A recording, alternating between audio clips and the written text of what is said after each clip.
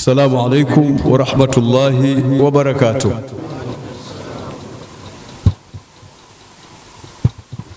Kwanza hatuna budi sote kwa ujumla kumshukuru Mwenyezi Mungu Subhanahu wa Ta'ala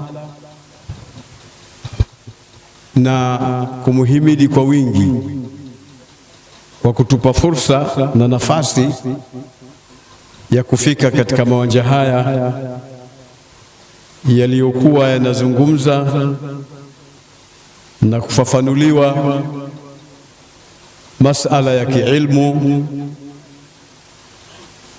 Ikawa siku ya leo na siku zilizopita nyuma tuko katika maadhimisho ya elimu. Mwenyezi Mungu atughufirie madhambi yetu, atustiri aibu zetu, na atufanye na sisi katika watu wa ilmu, na tupate baraka ya wenyewe walioasisi jambo hili, na hasa al-allamatu an-Nihrir Sheikh Muhammad bin Sheikh Ayub rahmatullahi alayhi. Na nimshukuru Mheshimiwa Mwenyekiti, amemaliza mawaidha ili iwe wepesi wa ili jambo liende haraka haraka, tumalize katika wakati. Kazungumza maneno mengi sana ambayo ndiyo yaliyokuwa yanafaa kutupwa katika kipindi hiki kwa sisi ambao tumehudhuria. Mimi namuunga mkono na sitaki tena kurudia, ingawa niliweka nukta hiyo kwa ile fasaha aliyoitumia katika kueleza masala mbalimbali yakiwemo masala ya amani na utulivu katika nchi yetu. Ndugu zangu Waislamu,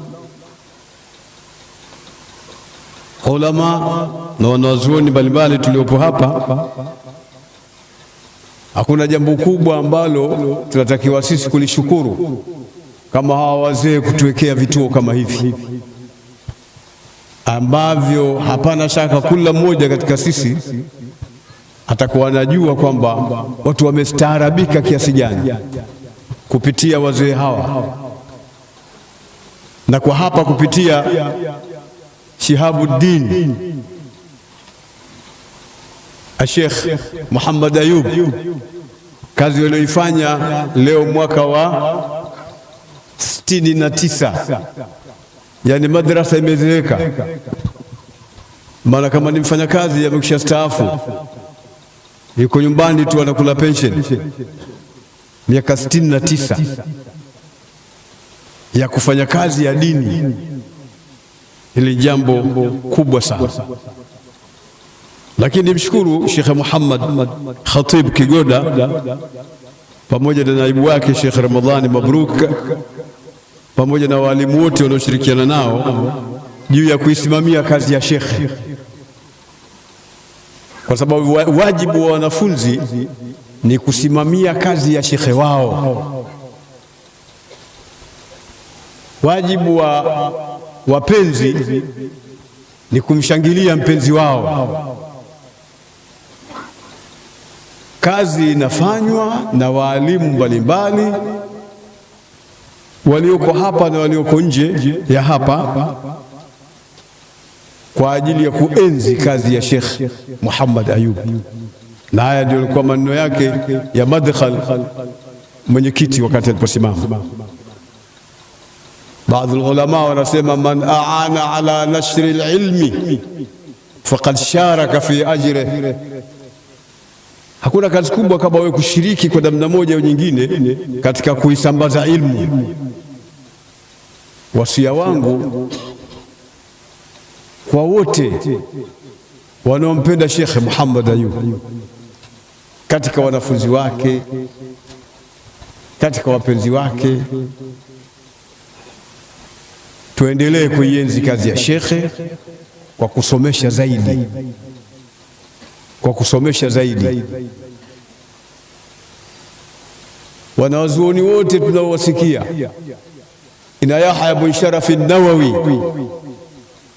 wote wakina Imamu al-Bukhari, wakina Ibn Hajar al-Asqalani, wakina Ibn Hajar al-Haytami, ulama kibaru ulama mnawasikia kule kuwa wanasikika mpaka leo, ni kwa sababu kazi yao baada ya kufa kwao ilifanywa na wanafunzi wao.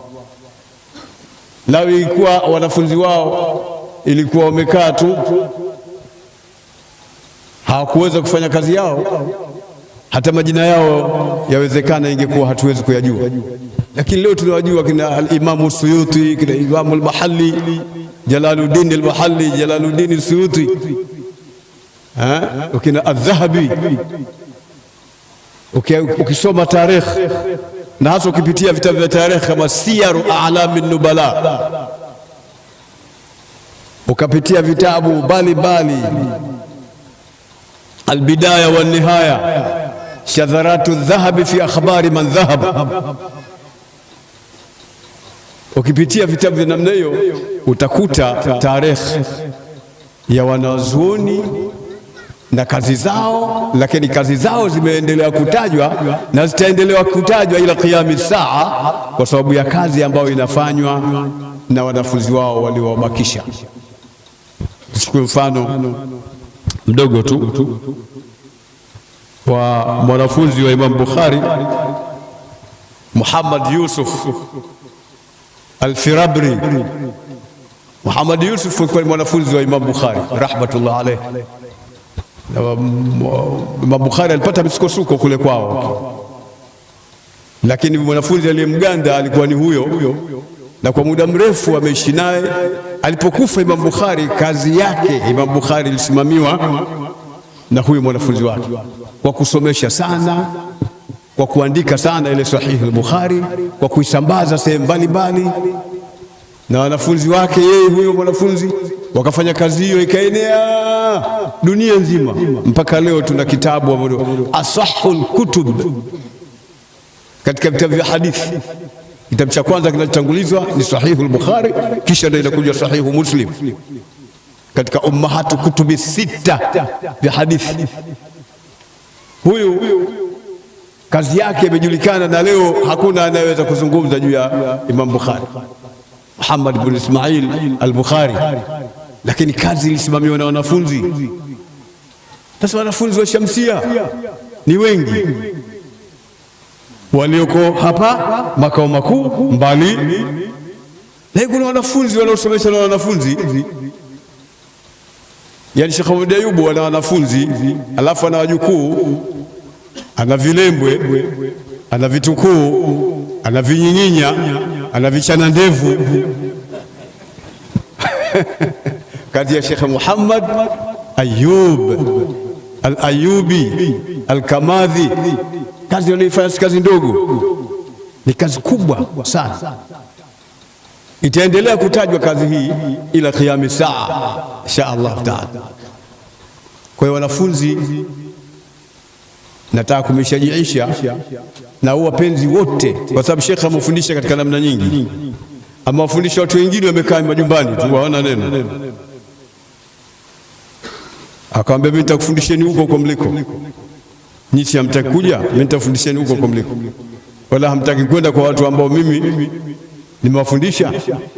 Kuna msemo wake aliusema siku moja, mimi niko hapa kwenye tamtadei moja huko nyuma, akasema akautaka kumjua Sheikh Muhammad Ayubu, tizama aliwatengeneza, akasema al-ba'ra tadullu ala al-ba'ir.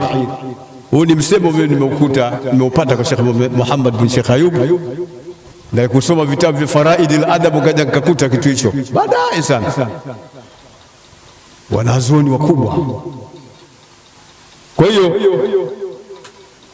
na washajiisha kwamba kazi ya shekhe sio kazi ya kuiacha, na naamini anayeacha kazi ya shekhe hali ya kuwa ana damu ya shekhe atafilisika mawazo, atafilisika kiuchumi, atafilisika mawazo na atafilisika kiuchumi, na hawezi kunyanyuka tena mtu huyo.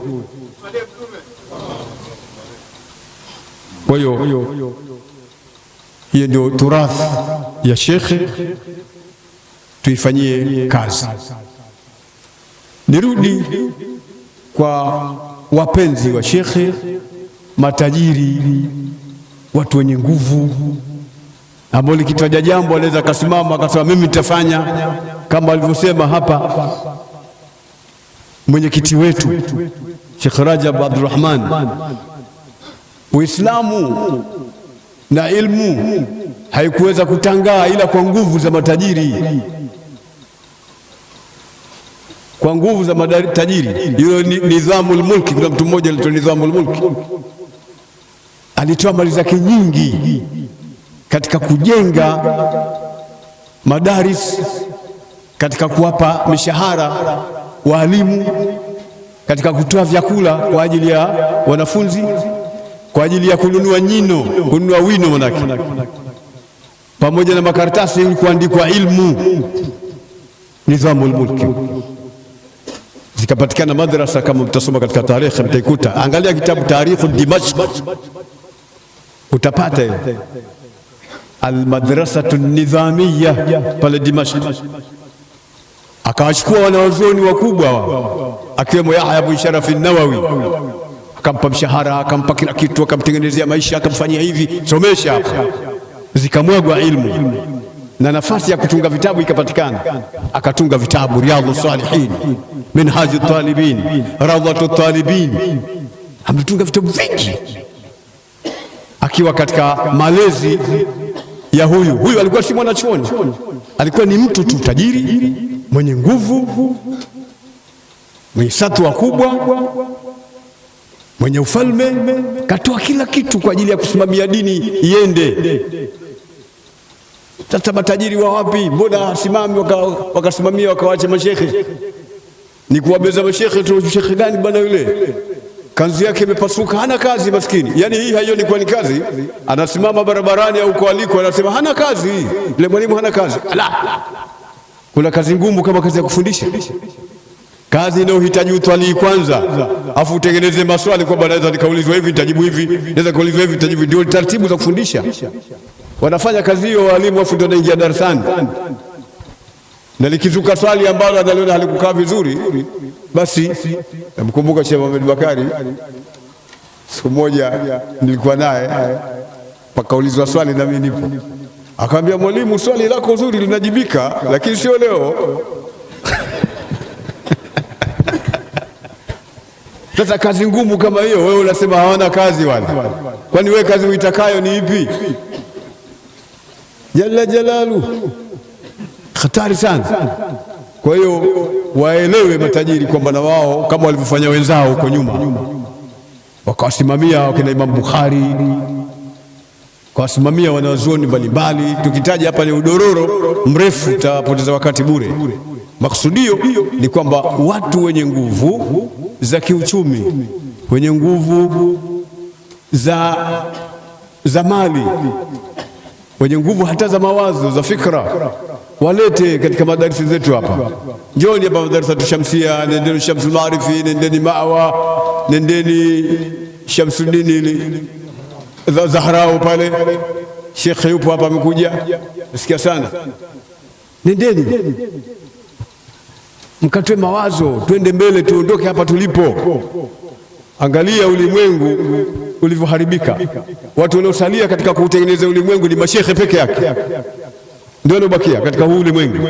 Mambo yote yameharibika, watu wote wameharibika. Kuna kitu kinaitwa adh-dhakaul istinai, akili mnemba. Haya ni akili bandia, artificial intelligence imeenea ndani ya ulimwengu. Unaweza ukatengenezwa ukatoka kiwiliwili, lakini uso lako kama paka. Watu wakashangaa, usi fulani huyu mbona mko namna hiyo? Anaumwa nini?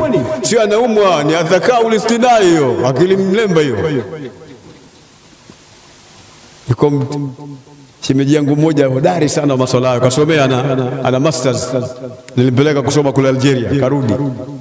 Sasa siku moja akatengeneza kama kuna farasi wengi vinangamia na nini, afu akaweka picha yangu, mevaa juba zuri la Mwaruma, alafu kuna Waarabu wengi wanashangilia hivyo, Waarabu tupu. hakuna Mdigo, hakuna Msambaa, hakuna watu wote wapiga makofi. Akasema mpata wapi? Nimetengeneza tu kupitia akili mnemba. Naondoa bwana, ikiwa maneno ya uongo bwana. Sasa ndio mambo yalivyo leo. Vitabu vimetiwa mkono vyote. Fathul Bari imetiwa mkono, Riyadhus Salihin imetiwa mkono, na watu wako kazini wanaendelea kutia mikono vitabu hivi vyetu sisi vya ahli sunna wal jamaa. Juzi yuko mwalimu wangu anasomesha Safina katika madrasa yetu. Sasa afika pale inazungumzwa nia, kisha kuna kile kipande katika ile watalaffudhu biha sunna, kile kipande kimeondoshwa chote, kimeondoshwa chote kile. Akamwambia Sheikh, vipi mbona mimi sielewi kitabu hiki ambacho hebu kilete? Akatazama akamwambia akili mnemba. Sallu ala taha. Imeshaharibiwa kile kitabu. Akamwambia ngoja tutengeneze kwa mkono. Tukatengeneza kwa mkono na nini, tukafunga kipitia chote. Sasa vitabu vyote msio mnajisomea ovyo. Kitu cha kwanza cha kusoma katika kitabu kwa sasa, angalia kimechapishwa wapi, mahali gani pako sahihi, mahali gani. Na ikiwa inakuwa ni vigumu, angalia vitabu vya asili vya zamani, uangalie kumeandikwa nini, afu angalie na huku. Usije ukawafundisha watu, maana huku kugombana, watu wameingia kazini wanajibishana, mashekhe wamesimama wanajibu, wameamua kuingia katika vitabu. Hawamekusudi nyinyi si mtaondoka. Mkiondoka watakuja watu hawajui kama vitabu vile vilikuwa katika hali nyingine. Hayo ni mambo ambayo yamekuja katika kipindi tulichokuwa nacho, lakini ilmu sahihi kama ilmu iliyotolewa na mashekhe zetu hawa, wa ala muqaddimatihim Sheikh Muhammad bin Sheikh Ayub, inatutengenezea utaratibu wa kujua zuri na baya. Jamani, kama alivyosema mwenyekiti nukuu, huwezi kujua utukufu wa kitu mpaka ukikose. Kwa mfano sisi tulikuwa hatujui utukufu wa shekhe mpaka ilipokuwa hayupo. Mimi niliwahi kwenda chuo kikuu cha Madina.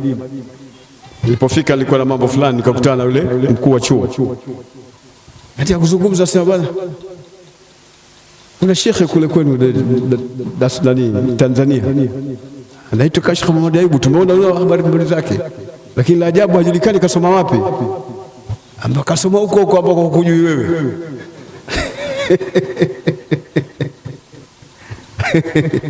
Mashekhe hao. Sisi katika vikao vyetu kule Morocco, katika muasasa Muhammad Sadis lil ulama al afariqa, kuna kitengo cha aturathul islami al ifriqi. Sasa tulikusanya vitabu vingi kupeleka kuonesha mashekhe wafanya kazi. Vitabu vingi nilivichukua vya Sheikh Muhammad bin Sheikh Ayub alivyotunga, kaambia hivi. Sababu kazi hiyo Sheikh amefanya, na ni mtu wa kubuni na kufikiri na kutokulala na kuangalia jambo gani la kufanya. Na ndio maana nilisema maneno ya mwanzo kwamba hakuwafundisha watu waliokuwa hapa peke yake, amewafundisha hata wale wavivu ambao wako kule nyumbani. Lakini amintadhakuru jirani bidhi salam mazatta dama anjara bi muqlatin bidam am habati. Vitu kama hivi ilikuwa wanaona watu kuja kuvichukua ni ngumu, akatengeneza tafsiri, akamwambia ajisomeni, wakahifadhi, nao wakawa ni mashekhe huko makwao. Vitabu vyote vigumu, bana Suad ambayo ndio burda yenyewe ya mitadhakuri ni bur'a. Hivi vitu vyote hivi ametengeneza Sheikh Tabl Asmai. Watu wanapenda kusoma Tabl Asmai, aladhu kalamil mar'i fi tul ma'aya. Akaona wasije akatuharibia, akatengeneza tafsiri akasahisha makosa na nini. Akaona watu wengi wanapenda kusoma al-Badiri. Sheikh akatengeneza ahlul badri, asma'u ahlil badri al-musahhaha. Sije mkasoma bure unamtaja sahaba kumbe si al-Badri tajibu sasa hivi unamsoma sahaba lakini asiye yule. Shekhe ametengeneza vitu vyote. Wewe uchwa namna gani, ari ya namna gani ya shekhe katika kusimamia ilmu. Tumuungeni mkono kwa kusomesha sana, kwa kuwashawishi watu wenye uwezo kuja kusaidia hapa, na sisi wenyewe kusimama kwa ajili ya kuisaidia Shamsia.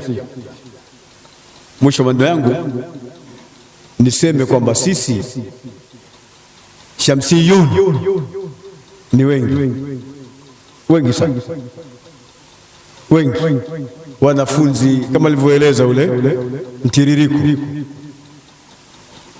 mpaka vichana ndefu na washabiki na nani wapenzi. Tukifanya mchango wa shilingi 1000 tu kila mwisho wa mwezi, shilingi 1000. Shamsia hii ni mfuko mfuko wa maendeleo kwa mfano, au jina lolote tukaliona kwa